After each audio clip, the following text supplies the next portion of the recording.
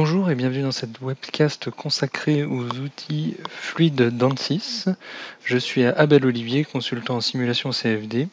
Je vais vous présenter les outils de modélisation de mécanique des fluides proposés par ANSYS, ainsi que les possibilités de paramétriser et d'analyser un peu plus en profondeur les résultats pouvant ressortir de ce type de calcul. Afin de pouvoir mieux se mettre dans le bain, je vous propose de vous mettre à la place d'une personne du bureau d'études qui recevrait une géométrie de vanne et qui aurait pour objectif de la valider avant un éventuel lancement en production ou la réalisation d'un prototype. Sans plus attendre, je vous propose de passer directement à la démonstration.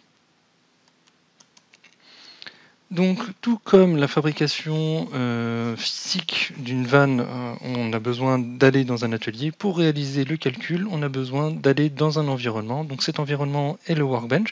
C'est un environnement qui est commun à toutes les physiques, mécanique, fluidique, électromagnétique. Dans cet environnement, on va pouvoir retrouver l'ensemble du processus de réalisation du calcul, la géométrie, le maillage, la mise en données, la résolution et le post-traitement. L'ensemble de ce processus pourra être suivi, optimisé, paramétrisé et analysé, peu importe la physique. Cela donnant une vue d'ensemble et permettant une meilleure compréhension et aussi un meilleur dialogue entre toutes les physiques et tous les logiciels proposés par ANSYS. Sans plus attendre, je vous propose de réaliser ce calcul. La première chose dont nous avons besoin, c'est évidemment d'une géométrie. Pour cela, nous pouvons tout simplement importer une géométrie. En ce qui concerne le format de celle-ci, nous pouvons importer un format natif de la plupart des CAO du marché. Dans notre cas, nous allons prendre directement un format SpaceClaim, qui est l'outil de préparation de géométrie d'ANSYS. À partir de cette boîte de géométrie, on va pouvoir, d'un simple drag and drop, réaliser un lien vers le logiciel de calcul de mécanique des fluides. Ici, il s'agit de Fluent. Et à partir de là, nous n'avons besoin que d'aller dans Fluent. Pour lancer Fluent, plus simplement est tout simplement de faire un double-clic sur lequel nous avons un launcher qui nous permet de configurer les quelques options dont nous avons besoin pour lancer le logiciel Fluent. Celui-ci va nous apporter une première interface sur laquelle nous allons pouvoir réaliser le maillage. Le maillage étant le découpage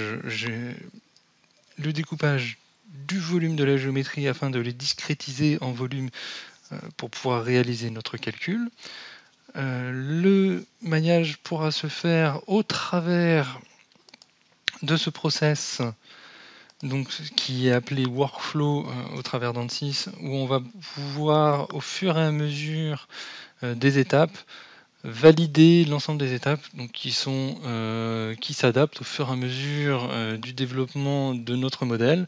C'est-à-dire qu'on va devoir importer la géométrie, réaliser un maillage surfacique, puis après décrire un petit peu le type de modèle que l'on souhaite utiliser, principalement savoir où sont les conditions limites, les entrées-sorties, et ensuite réaliser la finalité du maillage, c'est-à-dire le maillage volumique. Donc, une fois que la géométrie est importée, on va pouvoir, dans un premier temps, vérifier cette géométrie, s'assurer qu'elle correspond bien à la géométrie que nous avons créée. Et ensuite, nous allons pouvoir, comme vous voyez, nous avons une géométrie surfacique sur laquelle on va pouvoir réaliser un maillage surfacique afin d'avoir une première description de cette géométrie-là. Nous avons des indicateurs graphiques qui nous permettent de voir en temps réel quelles pourraient être les tailles des éléments que nous configurerons afin de s'assurer qu'il n'y ait pas d'erreur au niveau de la définition du type de maillage que l'on souhaite appliquer.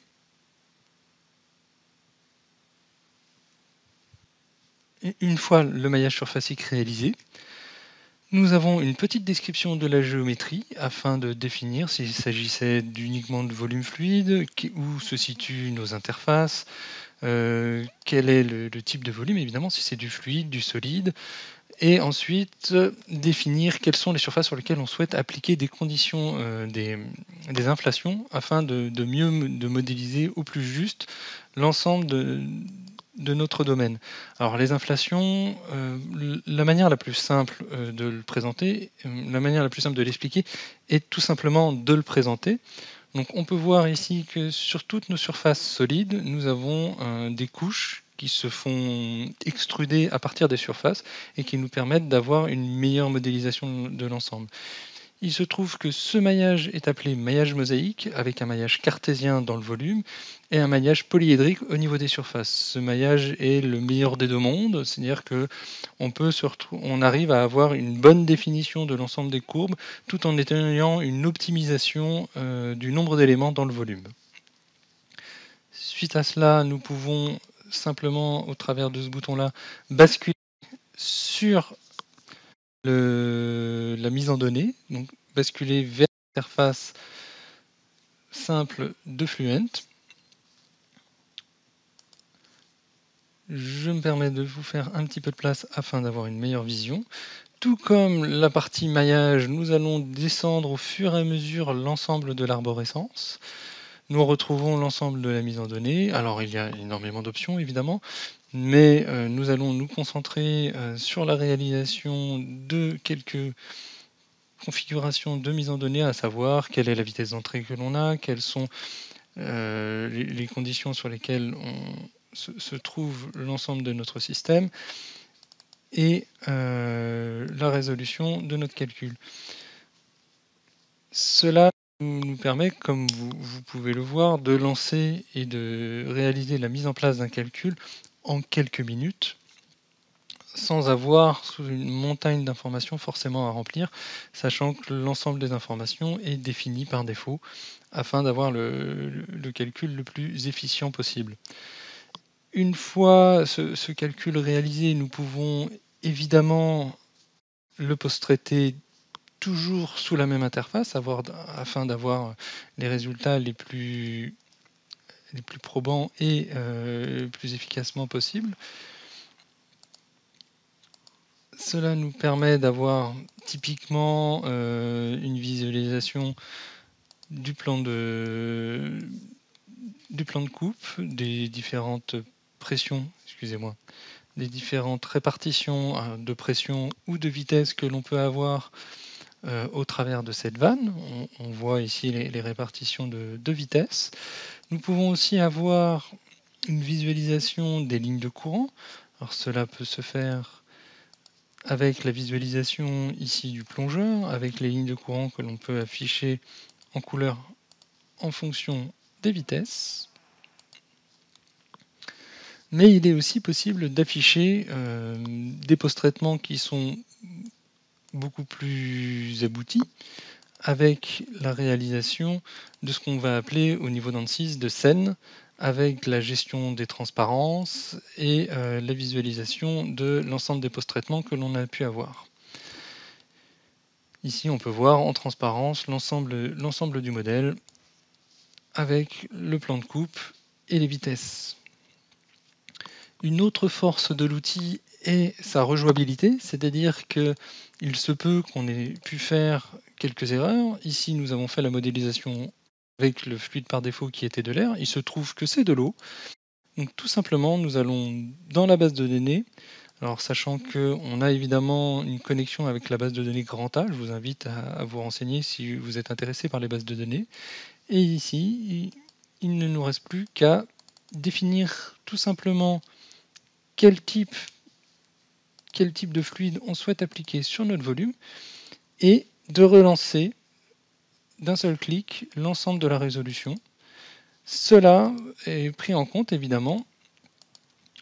Le calcul est relancé avec toutes les autres hypothèses que l'on a pu mettre en place et on a ainsi une rejouabilité complète de notre modèle avec une résolution qui se fait effectivement. On a un gros gap du fait du changement. On est passé de l'air qui a une certaine densité avec de l'eau, donc on a un facteur 1000 entre les deux, ce qui fait qu'on a un gap et une convergence qui se fait par la suite. Et évidemment, l'ensemble des post-traitements est aussi conservé, ce qui nous permet de pouvoir retrouver exactement la même scène que celle qu'on avait, mais avec le calcul mis à jour. Une fois que ces calculs sont mis en place, on a la possibilité, si on reprend l'analogie qui a été faite, si on se retrouve avec la personne du bureau d'études, une fois que les résultats sont sortis, on va pouvoir les post-traiter, vérifier quelles sont les valeurs, et il se peut que les résultats ne correspondent pas aux attendus. Dans ces cas-là, il va falloir faire des modifications. Alors il y a deux façons de faire. Soit on connaît bien son produit et on sait quelles sont les valeurs que l'on souhaite appliquer, quelles sont les modifications qu'on souhaite appliquer pour atteindre les objectifs qu'on s'est fixés. Soit la connaissance du produit est un peu moindre et on va y aller par tâtonnement, essayer plusieurs valeurs, faire varier certains paramètres pour essayer d'aboutir à un résultat qui nous convient. Et la deuxième solution, ça serait de faire une analyse paramétrique, c'est-à-dire qu'on sait quelles sont les valeurs que l'on peut faire varier en fonction de notre domaine, et sur ces valeurs que l'on peut faire varier, on souhaite connaître le point optimum. C'est ce qu'on appelle une étude paramétrique, et c'est ce qui est parfaitement possible de mettre en place au travers du workbench. Ce que je vous propose ici, c'est on a pris pour exemple toujours cette vanne et on souhaite faire varier deux paramètres. Alors on va faire varier le diamètre du plongeur et la hauteur du plongeur afin de voir quels sont les diamètres les plus optimums en fonction des différentes hauteurs de plongeur qu'on peut avoir pour avoir la vanne la plus performante possible. En termes de perte de charge, en termes d'effort sur le plongeur, on souhaite d'avoir l'actionneur le plus faible, le plus petit possible, tout en ayant une vanne qui a le moins de perte de charge possible. Si je reviens sur mon workbench, on voit ici que j'ai tout mon processus qui a été validé, donc avec des coches vertes pour la validation de mon processus. Les différentes choses que je peux faire, c'est créer des paramètres. Alors je vais commencer par la fin, je vais créer des paramètres de sortie. Ici, on va se retrouver dans les résultats au niveau des efforts et je vais, pour exemple, donner un paramètre de sortie selon un axe, selon des efforts, et ce paramètre, je peux soit l'imprimer directement dans la console, soit je peux le créer en tant que paramètre de sortie. Et ce que je souhaite vous montrer ici, c'est que quand on crée ce paramètre-là, on va pouvoir retrouver ici une boîte de paramètres.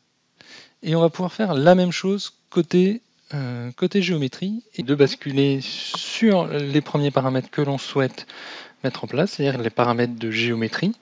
Alors pour cela, je vais lancer tout simplement SpaceClaim, qui est un logiciel de mise en place de géométrie, de préparation de géométrie, et qui nous permet de faire de la simplification, optimisation, amélioration, et évidemment paramétrisation des géométries quand on en a besoin. Pour cela, je vais tout simplement commencer, toujours vous faire un petit peu de place pour pouvoir voir un peu plus la géométrie. Et ici, on retrouve toujours notre vanne. Alors, avec un plan de coupe, ça nous permet de mieux voir de quoi il s'agit.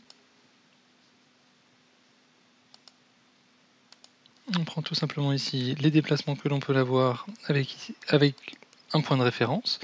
Et on peut ainsi créer un paramètre. Et cela peut être fait pour le nombre de paramètres dont on a besoin.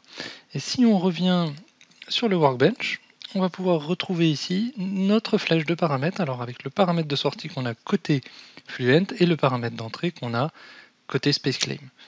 Et si on va sur ce paramètre-là, on se retrouve avec une interface avec nos efforts qu'on a en sortie, le paramètre d'entrée en géométrie que l'on retrouve ici aussi. Alors, on pourrait tout simplement venir rentrer à la main des valeurs suivant les besoins, mais c'est tout aussi efficace de pouvoir venir après piloter ce système de paramètres pour pouvoir venir faire une exploration des réponses possibles qu'on a sur ce genre de paramètres-là. Donc on va pouvoir tout simplement ajouter un plan d'expérience avec la création automatique d'une surface de réponse et sur cette surface de réponse rajouter une optimisation. Donc dans un souci de temps et d'efficacité au niveau de cette vidéo là, je vous propose de directement basculer sur un workbench où l'ensemble de ces éléments ont été résolus. Alors cela peut se voir ici. Alors on le voit tout simplement par le fait qu'il y ait des checks verts sur l'ensemble.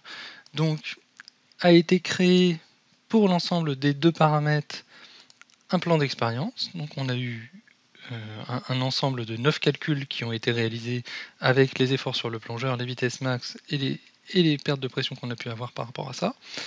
Et l'ensemble nous a permis de créer des surfaces de réponse. Alors des surfaces de réponse 2D ou 3D, tout simplement, hein, où on peut voir quelles sont les variations des différents paramètres de sortie en fonction des paramètres d'entrée. Alors quand on a plusieurs paramètres les uns par rapport aux autres, quand on n'en a que quelques-uns, on peut l'analyser à la main, mais quand on en a beaucoup, à un moment, va falloir faire une optimisation automatique à travers ça, d'où les premiers outils d'optimisation que l'on propose au travers du Workbench, qui nous permettent de pouvoir créer des trade-offs et donc de pouvoir analyser quels sont les retours et les résultats que l'on peut avoir par rapport à l'autre. Alors ici, ce qui est intéressant, c'est que on a d'une part des optimisations qui sont faites, donc tout simplement on va lui donner les caractéristiques que l'on souhaite avoir. On souhaite avoir un minimum de perte de pression. On sait qu'au-delà de 10 mètres par seconde, on a des problèmes de bruit, donc on va dire qu'on ne veut pas au-delà d'une certaine vitesse. On veut un range d'effort sur notre plongeur qui est le minimum possible, donc on lui donne des objectifs, et à partir de ces objectifs-là, il vient interroger l'ensemble des surfaces de réponse qu'on peut avoir pour donner les points optimum. Alors évidemment, ces points optimum sont basés sur des valeurs théoriques, comme on peut voir là, avec 3 chiffres après la virgule, mais ce qui est aussi très intéressant, c'est de pouvoir avoir un mapping de l'ensemble de ces solutions, et ce qui nous permet de définir une enveloppe de conception. Parce qu'on comprend bien qu'on ne peut pas arriver à l'atelier et donner des valeurs au micron près, c'est pas comme ça que ça fonctionne au niveau fabrication, donc on a besoin de connaître les enveloppes de fabrication pour savoir comment bien choisir les matériaux, les dimensions que l'on souhaite appliquer sur la fabrication des produits. Et ici, on va pouvoir retrouver un ensemble de domaines possibles et impossibles. Donc tout ce qui est grisé sont tous les points qui ont été analysés mais qui ne sont pas faisables. Donc tout simplement, on sait que si on impose, ici on a le rayon du plongeur, si le rayon du plongeur est trop faible, on est tout simplement incapable d'atteindre les objectifs. Donc ça, c'est des choses qui permettent de répondre activement et rapidement. Si on nous pose des contraintes qui sont trop importantes, on est capable de les détecter. Et une fois qu'on est dans des contraintes qui sont faisables, on est capable de donner l'enveloppe de conception. Et on voit qu'ici, l'enveloppe de conception se situerait là où on a le bleu le plus foncé. Donc on sait que pour l'ensemble des hauteurs de plongeur, le meilleur se retrouve autour de la valeur de 26. Donc cette présentation nous a permis de voir l'ensemble du cycle de réalisation du calcul, de la géométrie, le maillage, la mise en données, la résolution et le post-traitement. L'ensemble de ces éléments-là, on a pu aussi y associer le calcul, la paramétrisation de l'ensemble du calcul, aussi bien d'un point de vue géométrique que d'un point de vue extraction des valeurs en termes de résultats. Et ces paramétrisations, on peut pousser plus loin cette paramétrisation en allant jusqu'à la mise en place automatique de plans d'expérience et l'optimisation à partir de surfaces de réponse pour avoir des enveloppes de conception sur l'ensemble de nos équipements. Ma présentation se conclut ici. N'hésitez pas à nous contacter si vous avez besoin de plus d'informations. Alors soit au travers des réseaux, nous sommes sur LinkedIn, Twitter et évidemment YouTube, ou alors par mail ou téléphone qui sont affichés ici. Je vous remercie de votre attention et je vous souhaite une bonne journée. Merci à vous.